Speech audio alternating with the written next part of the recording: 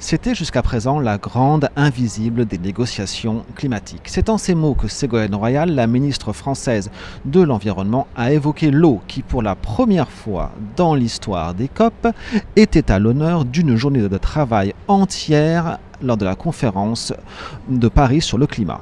À l'honneur signifie le lancement d'un grand pacte de Paris sur l'eau qui comprend une série d'initiatives privées et publiques pour protéger les populations affectées par soit le trop-plein d'eau, les inondations, soit son manque, les sécheresses.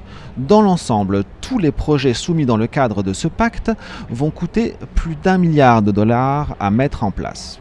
Il est notamment question de créer un fonds de 65 millions de dollars pour aider les habitants d'une banlieue de Dakar au Sénégal et les protéger contre les inondations.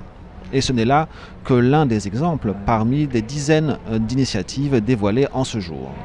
Reste que pour l'heure, il ne s'agit que de promesses. Et en cela, la COP 21 n'est pas très différente des autres COP.